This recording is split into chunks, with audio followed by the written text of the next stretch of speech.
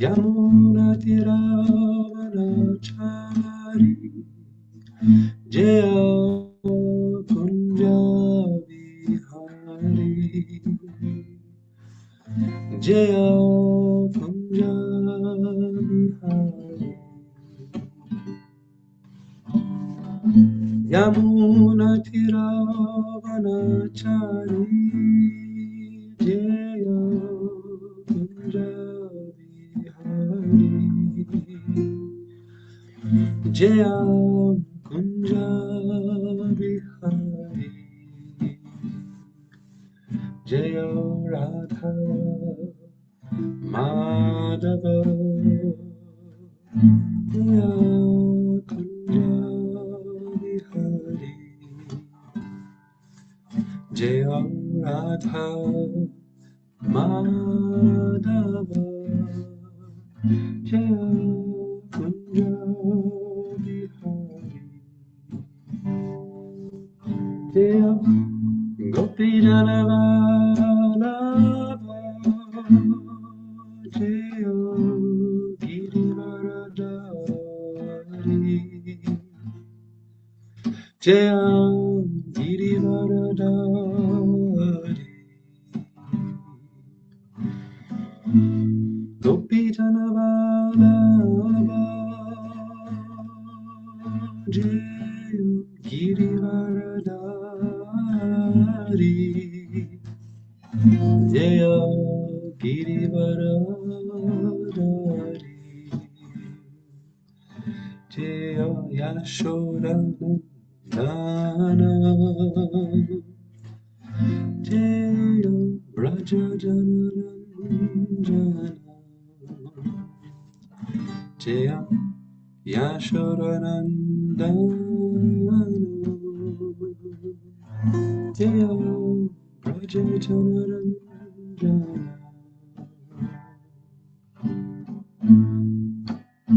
Yamunatiravanachari Jaya Kunja Vihari Jaya Kunja Vihari Yamunatiravanachari Jaya Kunja Vihari Jaya Kunja Vihari Jaya Jaya Radha Madhava Jaya Kunja Vihari Jaya Radha Madhava Jaya Kunja Vihari Jaya Jaya Radha Madhava Jaya Kunja Vihari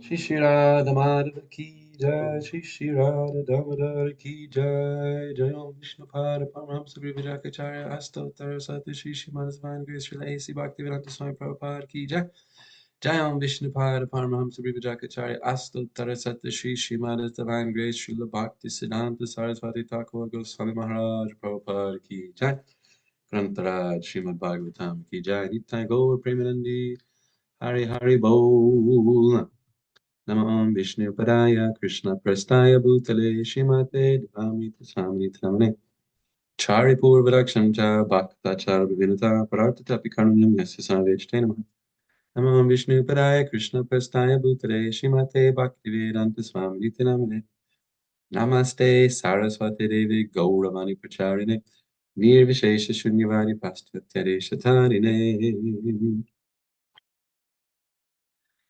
Speaking of Radha and Madhava, the kids are asleep upstairs.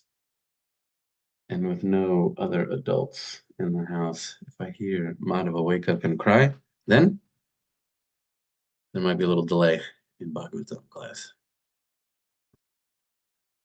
Om Namo Bhagavate Vasudevaya. Om Namo Bhagavate Vasudevaya. Om Namo Bhagavate Vasudevaya. Today we are reading from the Srimad Bhagavatam. We've started chapter 20 of the 5th canto. Give me a second to pull up the digital version.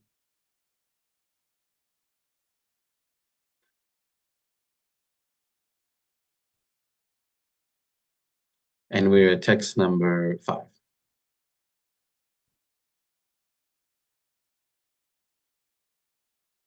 Pratnasya Vishnurupam Yat Satyasyartasya Brahmanaha Amritasya cha Mrityoscha Suryam Atmanam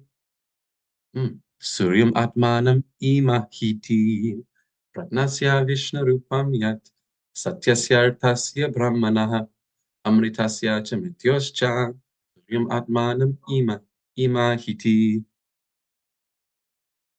Pratnasya Vishnurupam Yat Satyasyartasya Brahmanaha Amritasya cha Mrityoscha Suryam Atmanam Imahiti. Word for word translation says Pratnasya, of the oldest person, Vishnu, Lord Vishnu, Rupam, the form, Yat, which, Satyasya, of the absolute truth, Ritasya, of Dharma, Brahmanaha, of the supreme Brahman, Amritasya, of the auspicious result, Cha, and Mrityu, of death, the inauspicious result. It's about as inauspicious as it gets.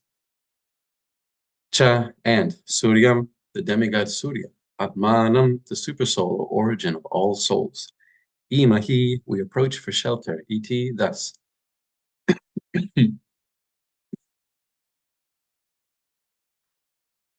Translation and purport by His Divine Grace, Srila A.C. Bhaktivedanta Swami Prabhupada.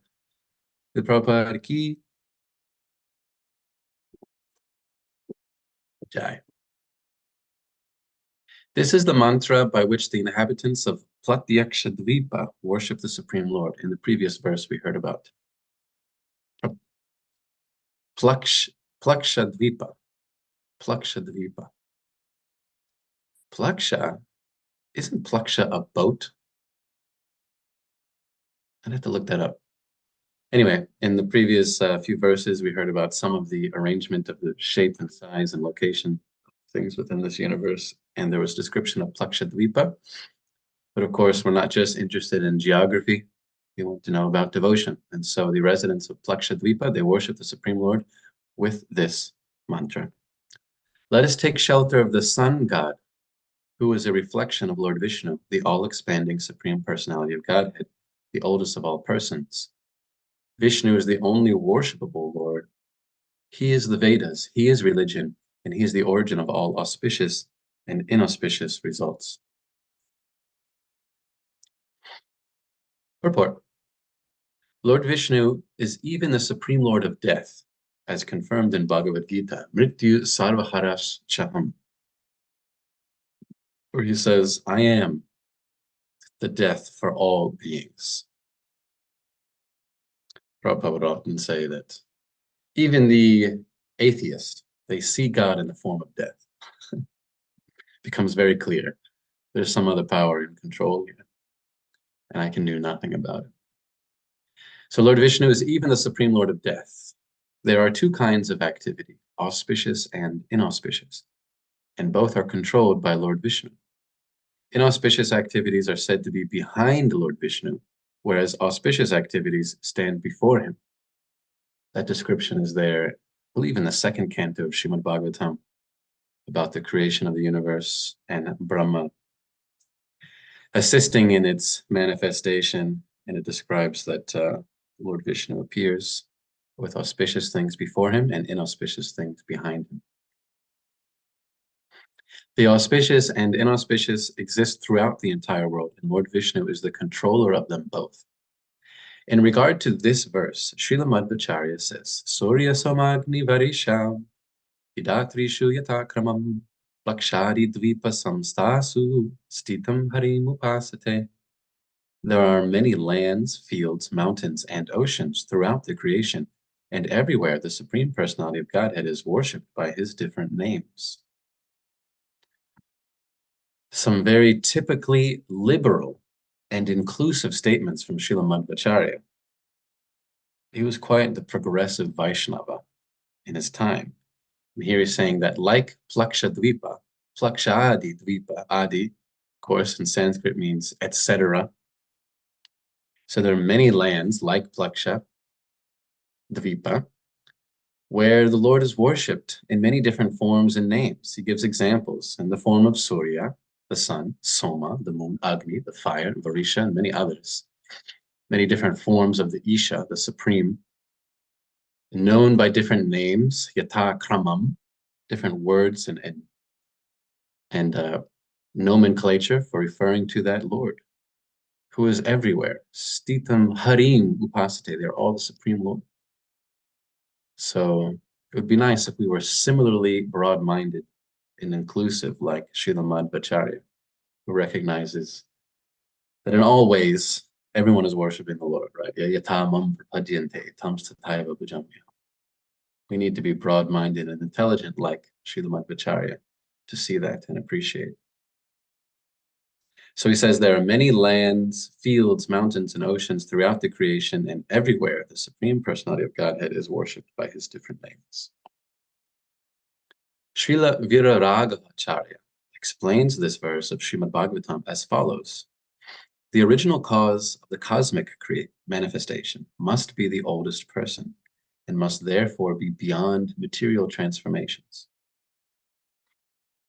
I hope it's all right if I just kind of comment as we're reading through and then eventually read the Mangala Archana, recite Mangala Archana, because it's a long purport and there's a lot of interesting things. And my spiritual master said I have a Kali Yuga memory. I cannot remember something just after I hear it. So herein it said the original cause of the cosmic manifestation must be the oldest person and must therefore be beyond material transformations. So this is in reference to the beginning of Srimad Bhagavatam and the beginning of Vedanta Sutra, which says quite famously, very important aphorism for all of us to not just memorize, but to contemplate deeply. Janmadi asya taha, janma adi asya yata. That everything, again, adi, everything has its origin in the Supreme. That which exists within the cause exists within the effect. It's very important, very philosophical, very foundational in our understanding of the creation and of the creator. Prabhupada says, very simple sentence, but with deep meaning. The cause of the cosmic manifestation must be the oldest person and must therefore be beyond material transformations. This is obviously the most logical, the most simple, and according to Occam's razor, usually the simplest explanation is the truest one. In contrast, of course, the atheistic, materialistic, so-called scientists, desperate to try to find some sort of explanation for the cosmic manifestation, but something that must also be subject to material transformation, have wild ideas about some big bang where nothingness just kind of explodes into somethingness. And then because that's so illogical and statistically unlikely, then they have to go into this multiverse theory, which although there is a multiverse, according to Bhagavatam, it is not the same as the multiverse propounded by the atheistic scientists. Their claim is that many universes just by chance kind of spring out of nothing and then immediately like disappear again out of some sort of quantum foam. Now, this is the new thing, by the way, quantum foam. And most of those universes are very improbable, and the qualities of them are such that they don't maintain, like they don't sustain themselves, and they immediately collapse again. And it just by chance, by some very, very rare good fortune, the universe that we're in, when it burst out of the quantum foam, it just so happened to have all of these principles like the strong and weak force of the atom, like gravity, like thermodynamics, all in perfect balance so that it all, just stayed the way it's supposed to be. Like when you're blowing bubbles and some of the bubbles, they come out nice and the other bubbles just pop. We just happen to be in one universe that very conveniently has all of the qualities fit for life and for sustenance. And so there must be many other universes that don't. So this is the desperate attempt of the atheistic, materialistic so-called scientists to try to justify the material creation because according to them, that creation must be subject to the same material transformations, the same material laws that our universe has. So it's really grasping at straws, of course, but because I don't know, somehow they get jobs anyway and get paid to come up with this sort of stuff. uh, our explanation is really quite simple and profound, as said by Srila Prabhupada here. The cause of the cosmic manifestation must be the oldest person. Janmadhyasya. That which exists within the cause must be there in the effect. That's pretty simple physics. And we see that within this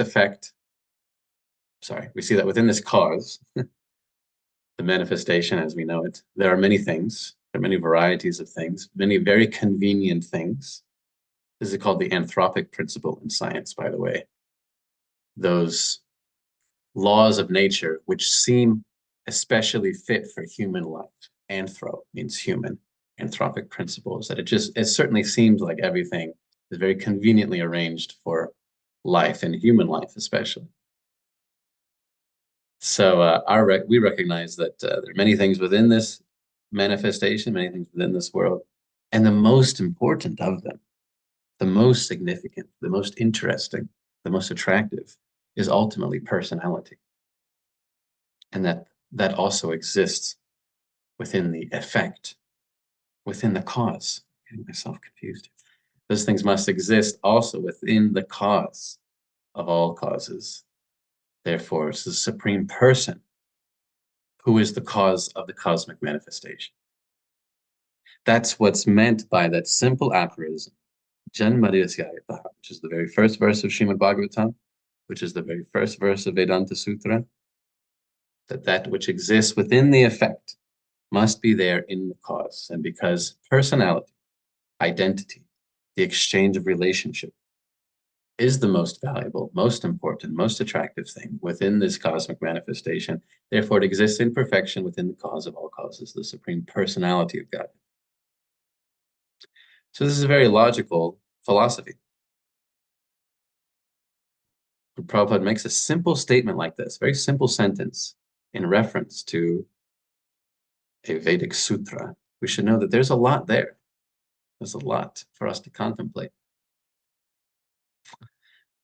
Anyway, continuing on with the purport, Prabhupada says, the original cause of the cosmic manifestation must be the oldest person and must therefore be beyond material transformations.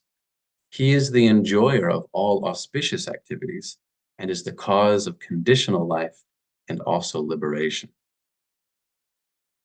The demigod Surya, who is categorized as a very powerful jiva, or living entity, is a representation of one of the parts of his body.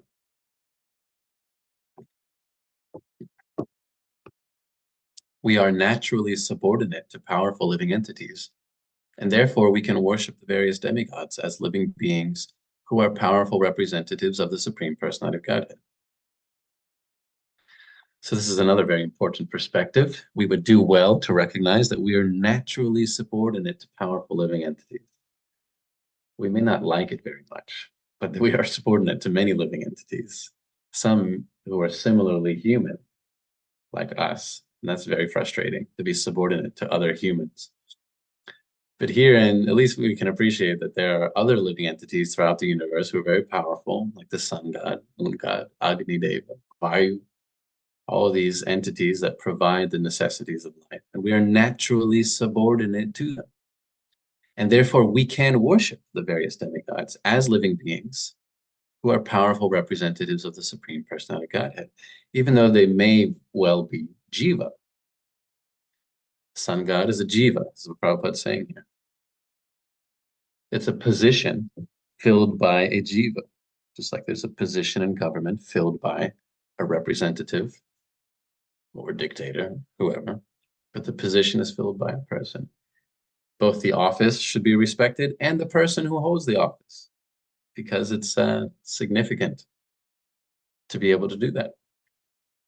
So here in Prabhupada saying we should worship the demigods, we should offer them respect.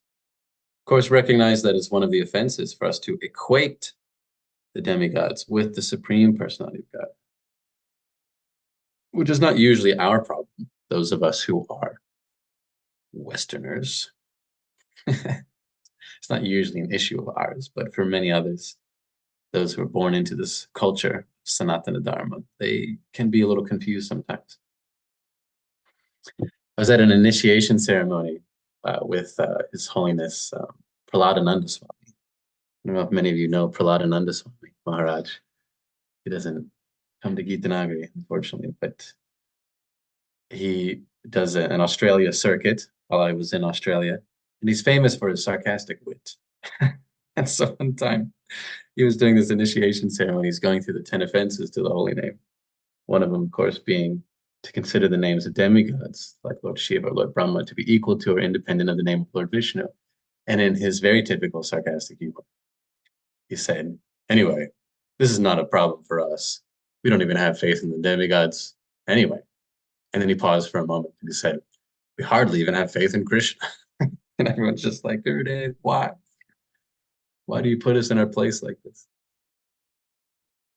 So we should have more faith. This is his point. We should actually try to have more faith in the demigods and have more faith in Lord Vishnu. And as Prabhupada is saying here, the attitude with which we can worship the various demigods and appreciate them is that it's because we're naturally subordinate to their power. And therefore, they are powerful representatives of the Supreme Personality of Godhead. All those who have power in this world have so because of some arrangement of the Lord, not necessarily directly, but at least indirectly. This material nature arranges so that certain people get power and influence as a result of their karma, their piety. Or perhaps as a result of our karma, we are meant to suffer some powerful living entities. It's another thing, another important philosophical understanding of why we have such terrible leaders in the Kali Yuga who seem to be professional criminals. We should recognize that they might be in that position not because of their piety, not necessarily because of their good karma, but perhaps because of our bad karma. And I'd like to say this to any of the philosophically naive Christians who think that, their favored political leader candidate is somehow necessarily endowed by God just because he or she is successful in being elected does not necessarily mean that person is blessed and God's chosen one. It might be the result of our bad karma that we have to get such a political leader. This is described elsewhere in Srimad Bhagavatam. Anyway, so Prabhupada says we are naturally subordinate to powerful living entities, and therefore we can worship the various demigods as living beings who are powerful representatives of the Supreme Personality of Godhead. Although the worship of the sun god is recommended in this mantra, he is worshipped not as the Supreme Personality of Godhead, but as his powerful representative. So we should do that, actually. We should worship the sun god. One of the best mantras I often recite when I remember, when I see the sun, which is often. Of course, many of us, we chant our Brahma Gayatri, which is a meditation upon worship of the sun, but not so much the sun god. There we worship the Lord directly. If we want to worship the sun god, we can recite from Brahma Samhita. Yach chakshur esha savita sakalagrahanam raja samasta sura murti reshesha teja yasya gaya pramita samrita kala chakro govindamari purusham amaham bhajami. In this prayer, Brahma describes the sun and the sun god, well, the sun god being a servant of Govinda, maintaining the course, the course of activity which is necessary for our life, by the way. If the sun were just slightly further away, slightly closer, I mean, it does actually get slightly farther away and slightly closer. That's why we experience different seasons. But still, it's in a very, very good location for our sustenance, and that the sun god maintains that course, and that the sun acts as the eye of the Lord, the witness of all activities.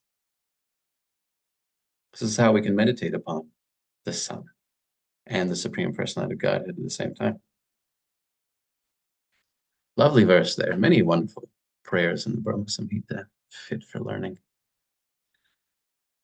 Continuing on with the purport, before I get that giant hook taking me off stage here, in the Katha Upanishad, it is said, Ritam pibantao sukritasya loke, guham pravishtao parame prararthe, chaya tapao brahmavido vidanti, pachagnayo ye chatri nachiketa. Oh, Nachiketa. I wonder who that is. I don't know anything about a person named Nachiketa. Oh, Nachiketa. This is an excerpt from Katha Upanishad, so it's part of some larger conversation going on. The expansions of Lord Vishnu as the tiny living entity and the supersoul are both situated within the cave of the heart of this body. So the supersoul and the living entity within the cave of the heart of this body. Having entered that cavity, the living entity, resting on the chief of the life airs, enjoys the results of activities, and the supersoul, acting as witness, enables him to enjoy them. Those who are well versed in knowledge of Brahman and those householders who carefully follow the Vedic regulations say that the difference between the two is like the difference between a shadow and the sun. Very interesting verse. Very interesting. Chaya tapao brahmavido vadanti arardhe. Chaya is a shadow. So here it's describing the relationship between the living entity and the supersoul. Again, it's in reference to the sun. That's why Prabhupada is included in this purport.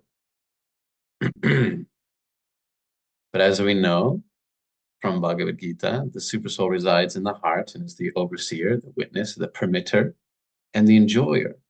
Upadrashta anumanta cha bharta bhokta maheshvara. That the Supreme Personality of Godhead, in the form of super soul, Param Atma, is also in the heart of every living entity, witnessing all the activities, just like a bird in a tree, witnessing another bird, eating all the fruits of the tree. And is the permitter, because actually the jiva, we do not come in contact with material energy at all. We have no control over matter, but the supersoul facilitates our interaction with the material energy. Like a mecha, we're in this mecha body. We don't actually lift the hand or move the legs or defecate or sleep or do anything. The super soul facilitates the interaction of the jiva and the material energy. The medium, like the driver, right? We're all situated on the machine of the material energy. The super soul is the driver and the permitter who allows us to have any interaction whatsoever. Like a parent facilitates the interaction of a child with some environment. The kid can't really do it itself. The kid can't create some sort of, environment in which it lives and plays and enjoys. The parent facilitates everything. So similarly, the super soul facilitates our so-called contact with material energy and acts as the permitter, as the witness, and as the supreme enjoyer. So here in this verse from Katha Upanishad, saying that those who are well-versed in knowledge of Brahma and those householders who carefully follow the Vedic regulations, they have realization of the supersoul in the heart, and they see that the difference between the supersoul and the jiva is like the difference between a shadow and the sun. The shadow is fully dependent upon the sun. The shadow does not exist without the sun. The shadow is the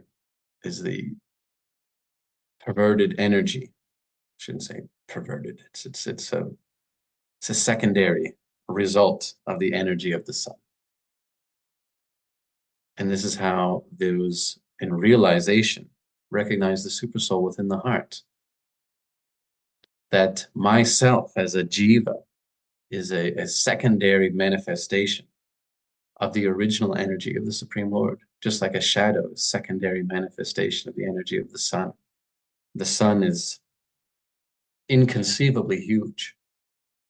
Similarly, the supersoul, the Lord within the heart, is inconceivably huge. And the jiva exists there secondarily. So this is how we should meditate on the Lord within the heart. Really quite remarkable verse. Chayatapao Brahmavida Vedanti. This is how it is known by those who are Brahmavida, who are well versed in knowledge of Brahman. And is Guyam Pravishta Parame Pradarte, very secretly or esoterically understood. Very interesting verse from Katha Upanishad.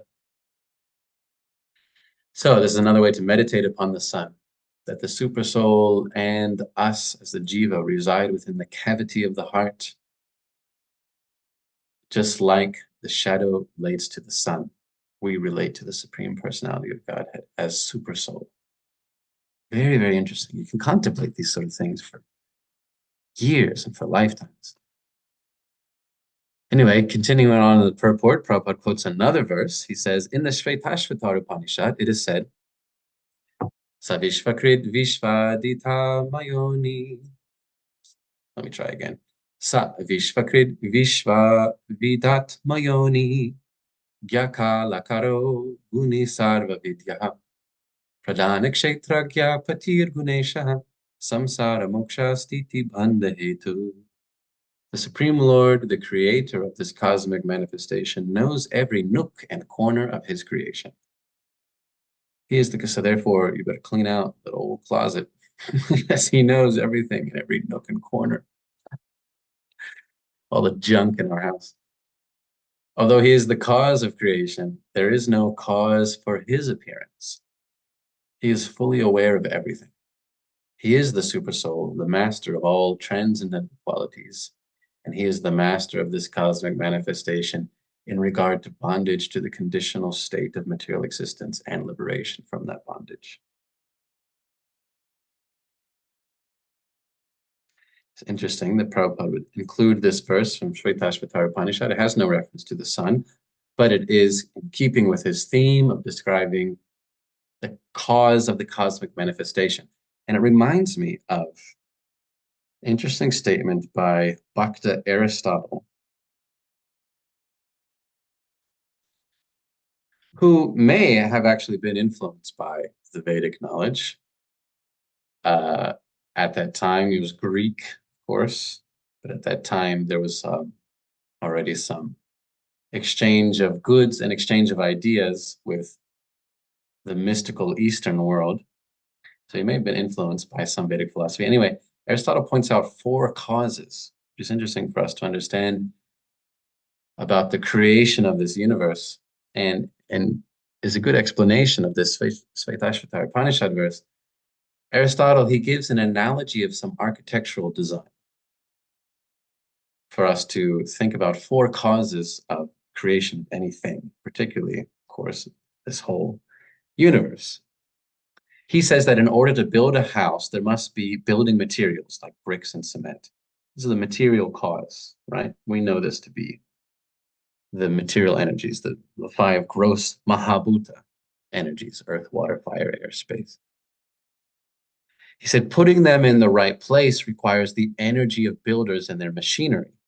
These are the moving causes. For us, we understand that there are many demigods, as we're hearing in these verses, who put everything in the right place and make sure that all these things function correctly. It's the moving causes. The places in which they put the materials are specified by the architect's plan, as specified by the architect's plan, is the formal cause.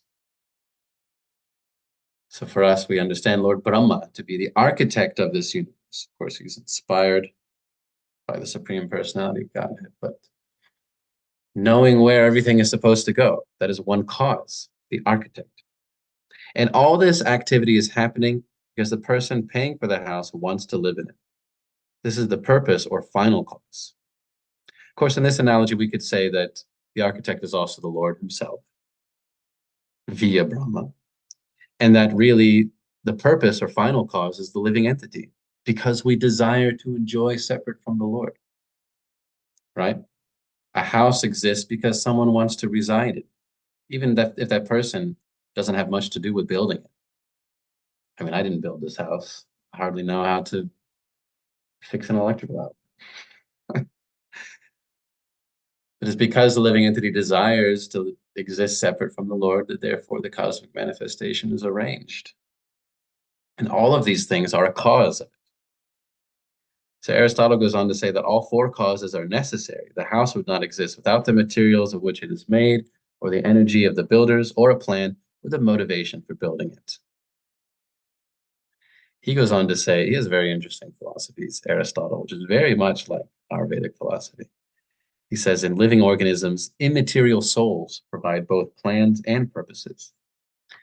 He goes on to say that this whole body can also be understood according to his analogy of four causes, but anyway, let's not discuss that. Herein, back to Srimad Bhagavatam, recognize that this cosmic manifestation must have cause beyond the material energy, beyond the laws and rules that govern material energy.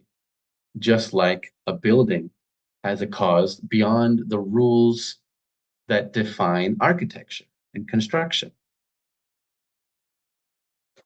Building doesn't manifest itself, so similarly, the cause of this cosmic manifestation is something beyond even those laws. That's the part that the materialistic, atheistic, so-called scientists struggle with. To be honest, it's not that they struggle. They're just in total denial. I'm fortunate to get to, rub shoulders with a lot of professional scientists here at Penn State. Of course, we have a few very highly qualified scientists who come to our programs. Achanil Prabhu and Jagannath Pandya Prabhu know, of course, we have Daniel, our nuclear physicist. We have Pavan, who, just got his doctorate, and his whole thesis is about like the changing size of different planetary bodies and whatnot, and all the math behind it, on top of his 3 master's degrees in so many other fields of mathematics. And for many of these very professional, very highly qualified scientists, recognizing the supreme cause of God is not difficult. One of the kids is woken up. If it's Radha, then it's okay. If it's Madhava, then I might have to go get him because he'll start crying. Let's see. So there are many professional scientists. It's not hard for them to recognize the supremacy of the Lord. It's just that within the professional environment of academia, there is an obligation to be atheistic. It is a cultural obligation. It's not necessary in any way. And in their private lives, many of these professional scientists are theistic. They are believers in keeping with the natural statistics of human society, which is about 80 to 85% of human population are theistic. So naturally, the scientists within academia reflect those statistics as well. But the professional obligation is to be atheist. And therefore, they have to come up with these wild ideas about quantum foam and universes just kind of popping into existence and immediately, disintegrating. Our philosophy is much more sound and not so difficult to understand. Krishna Chaitanya. Let's continue with this purport before I suck all the oxygen out of the room. So Prabhupada continues saying, similarly in the Taittiriya Upanishad, so he's quoting lots of Upanishads today, it is said, Pishasmad Vatapavate Pishodeti Suryaha Pishasmad Agnishchandrascha Mrityurdhavati Panchama. It is out of fear of the Supreme Brahman that the wind is blowing, out of fear of him that the sun regularly rises and sets, and out of fear of him that fire acts.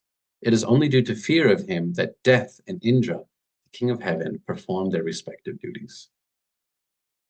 So again, Prabhupada's just recognizing the control of the Lord, control of the various demigods who are representatives of the Lord, the power of this cosmic manifestation, how it all works. It's generally something that we should not forget about. It's very easy for us to forget and think, I am so powerful because I'm the master of this house, even though I didn't build it, and if I don't keep the money flowing, I'll lose it all. But still, we like to think, I'm so powerful. Everything works out of fear of me. No. Everything is happening because of the Supreme Personality of Godhead, directly or indirectly. And it behooves us to keep that in mind all the time. All right, last part of the purport, Srila Prabhupada says, as described in this chapter, the inhabitants of the 5 islands, beginning with Plakshadvipa, worship the sun god, the moon god, the fire god, the air god, and Lord Brahma, respectively.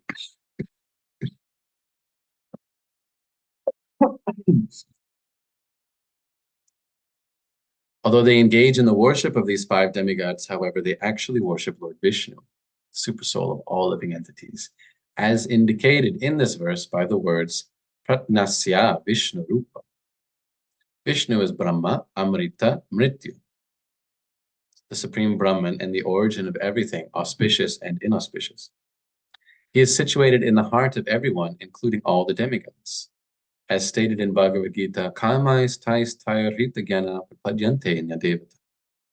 Those whose minds are distorted by material desires surrender unto the demigods.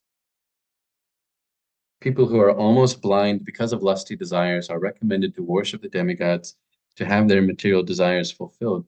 But actually, those desires are not fulfilled by the material demigods. Whatever the demigods do is done with the sanction of Lord Vishnu.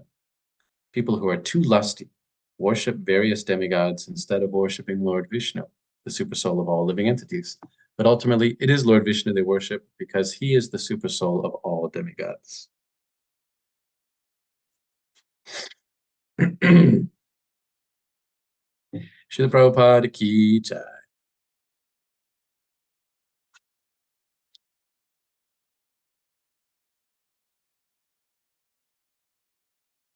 Should recite the Mangalarchana, even though I already commented on the report. So, Om Gyana Chamarandasya Gilanjana Shalaka Chakshurmiritam Tasmai Shri Gurave Namah Shri Chaitanya Manobishtam Stapitam Yena Bhutale Svayam Rupa Kadamayam Dadati Svapadantikam Jaya Shri Krishna Chaitanya Prabhu Nityananda Shri Advaita Shivasari Gaura Bhakta Vrinda Hare Krishna, Krishna Krishna, Hare Hare, Hare Rama, Rama Rama, Hare Hare.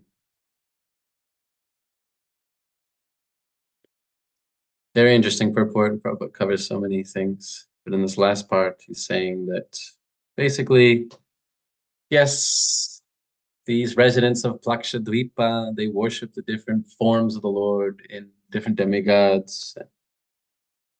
But the devotees just go straight to Krishna. Obviously, Kamais tais tai hritagana prapadyantenya devataha, that those whose desires are very strong and distorted, hritagana, it's in the heart, they take shelter of different demigods. Devataha is very important. Many, many, many, many demigods. Because of their desire. And then in the next verse, Kshipramhi bhavate loke siddhir. Kshipramhi bhavate, I can't remember. But Krishna says very, very quickly, those worshippers of the demigods, they get the result that they want. They get their desires fulfilled. So they worship the demigods to have their desires fulfilled because there's such strong desire there. So the devotees, we're a little smarter than that, if I may say honestly. And recognize that even if one gets their desires fulfilled by the grace of the demigods or even by the Lord himself, that's really not the best thing.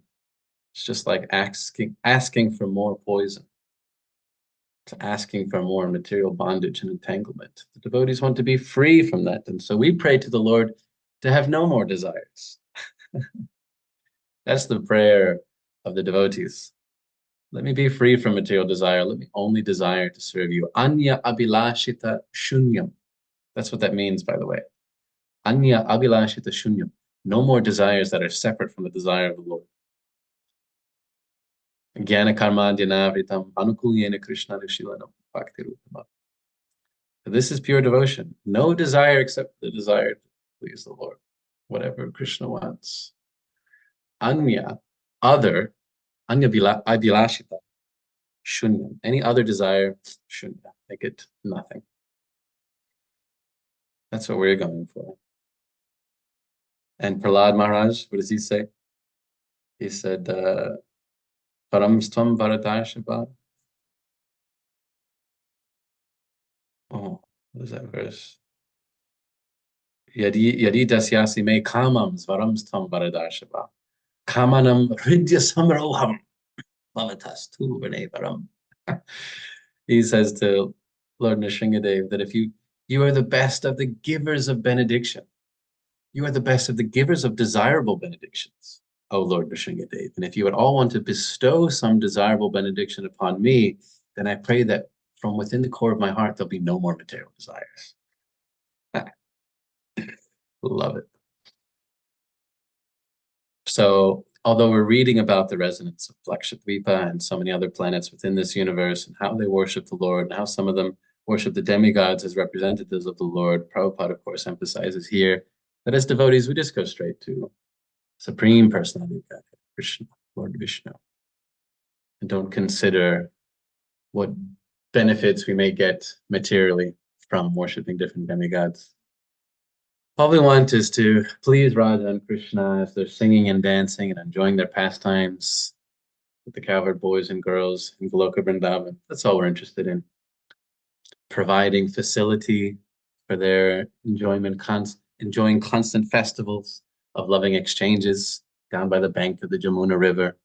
Kunja Bihari. That's why we sing Jaya Radha Madhava Kunja Bihari. Bihari means an enjoyer. This is all about enjoying desires.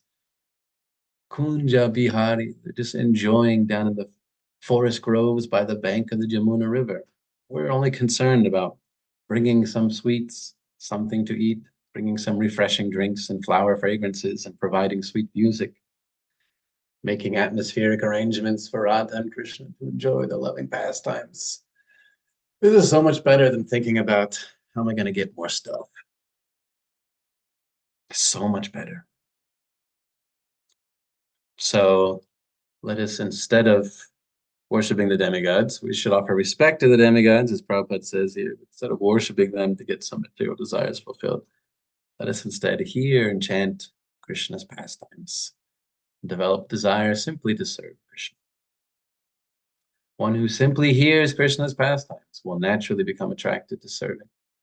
Shukadeva Goswami says this, Anugrahaya bhaktana manusham deham astita. Tadrishi bhajata krida ya shudva tat paro bhare. The Lord's kindness.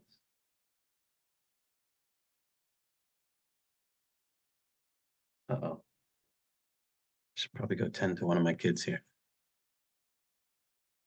Shukadeva Goswami says it's the Lord's kindness, anugrahaya, to all of his devotees, that he manifests his pastimes, so that simply by hearing about them, one can become attracted, develop desire to return to him. That's why we hear his pastimes. Speaking of pastimes, I'll finish on this because today is the Shivaratri day, right?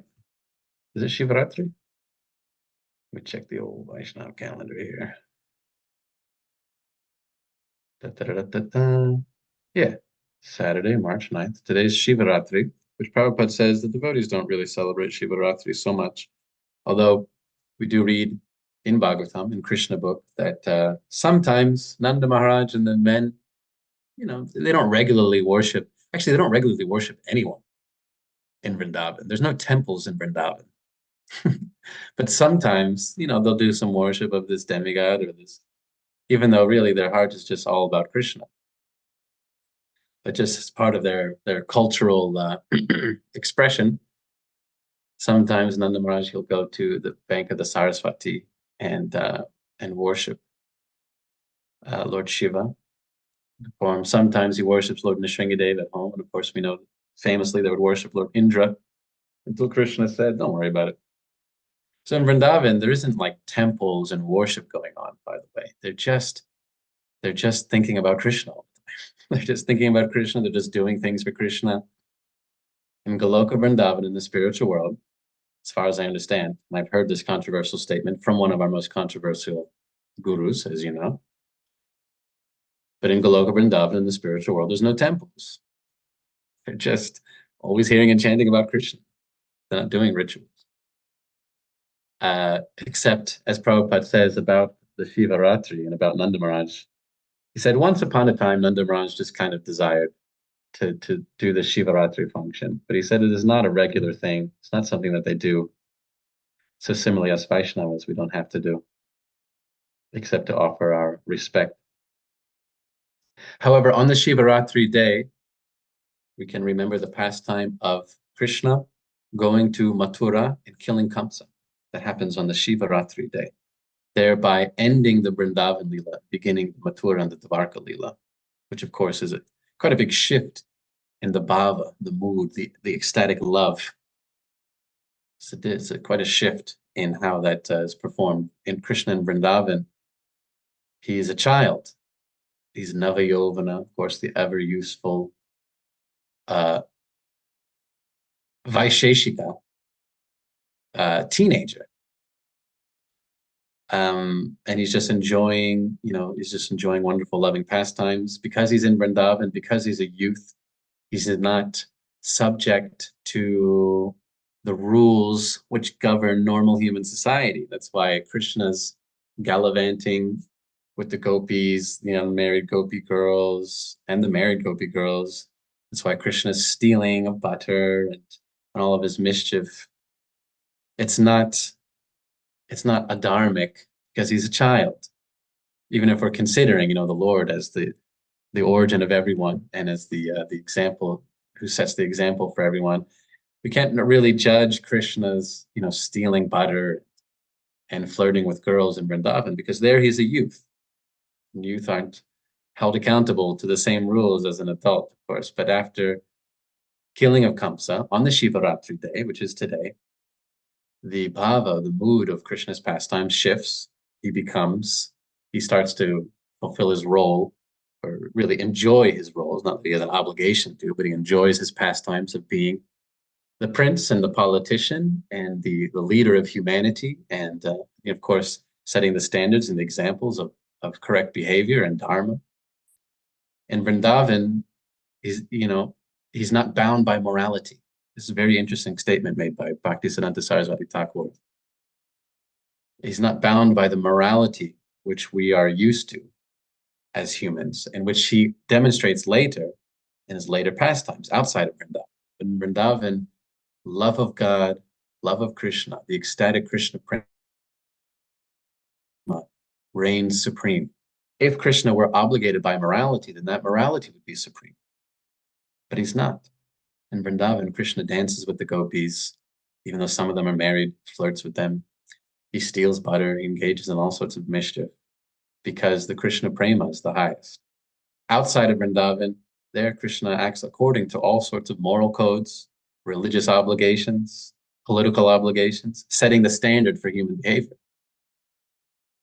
So that shift from Braja Bhava to Dvarka Bhava happens on this Shivaratri day when Krishna kills Kamsa.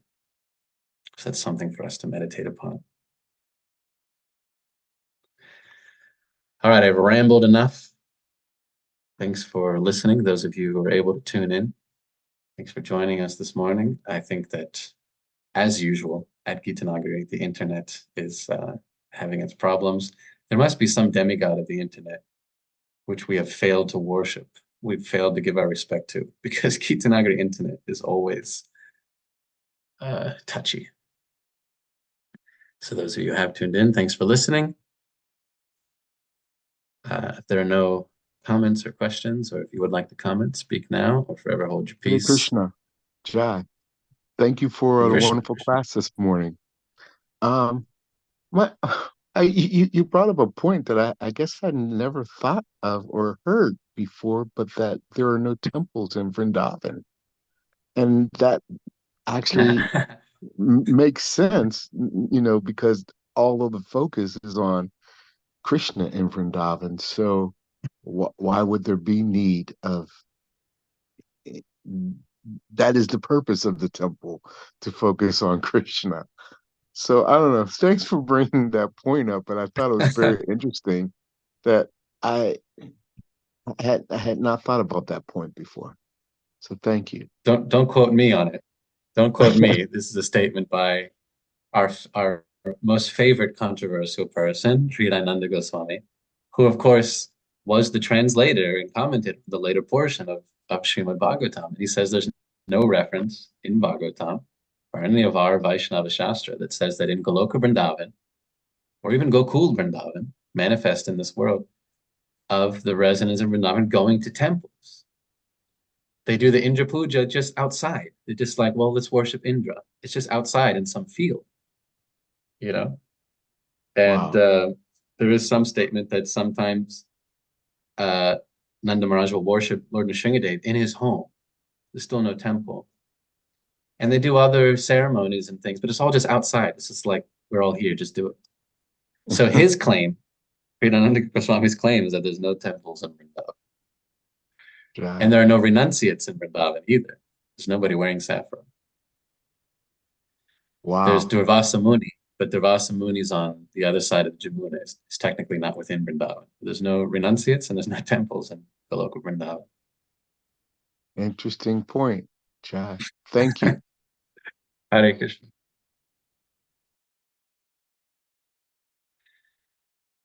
All right, but please don't quote me on that because this is one of those controversial statements that a lot of people get upset about. No, I hear you, but it is an interesting point, though. Yeah. The other interesting point is that there's so much description of the lands, as you were saying, in the forests and the lakes and the rivers, but that really isn't a focus point. But it can, in one sense, it could be a distraction to the mind. But the other thing, I guess it's also setting the mood for what the spiritual environments are, Mm. contrast to the material world or what's going on here in this place. So I find that uh interesting a lot too. Yeah, thank you for reminding us. When we're reading these descriptions of the construction of the universe, some of it can be confusing, obviously yojanas and where everything is, and some of it can be, we might even feel like it's a little tedious, but it is all lending to describing the supremacy of the Supreme Personality of Godhead. That's why all of this stuff is there before the 10th canto, so that we can really appreciate that when Shukadeva Goswami says, Vikriditam Vrajavadubir itam cha Vishnu, Shukadeva Goswami says Vishnu. That same Supreme Personality of Godhead that we've described in all these cantos of Srimad Bhagavatam as the origin of everything, as the cause of all causes, as the form of the universe. That same Vishnu, now he's just dancing with the gopis. That's how we need to really appreciate. It's not just some boy dancing. This is the Supreme Personality of God. So that's why we need to hear even these descriptions of the universe, how it's all formulated, and all the different residents of these planets and how they're worshiping. All of it lends to the supremacy of Krishna's Vrindavan Leela. So thank you for reminding us to keep that perspective. Thank you, Yasha. And Ajamil, your comments, and I also had the same thought about the no temples in Vrindavan. And I wanted to follow up on that. Um, Yasha, you mentioned that um, Nanda Maharaj worshipped Nrsingadev in his home. Was Yeah, that in the form not of occasionally, not Archa, regularly. Archa Vigraha or no? That's a very good question. I heard it from His Holiness Bhakti Chaitanya Swami. He does a whole thing about, some details about Vrindavan Leela and Brajabasis. And he said that sometimes Nanda Maharaj worshipped Nrsingadev in his home. I don't, but because he said it's also not a regular thing, so I would doubt that there is Archa Vigraha, only based on that. I'd have to ask him for more info.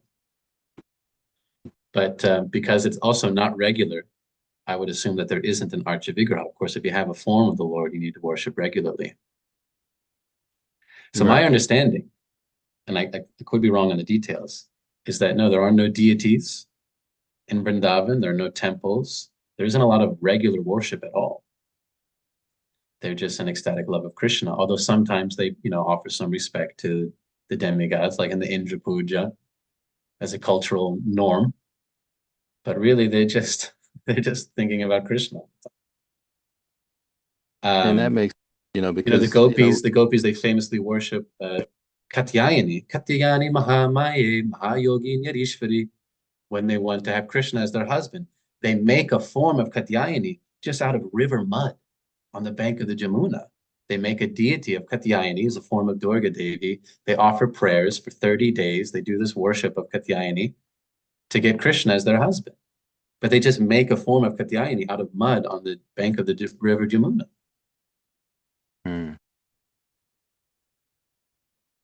Yeah. Yeah, that makes sense. I mean, I was also thinking about this point that, how we hear that Archa Vigraha is worship for neophytes.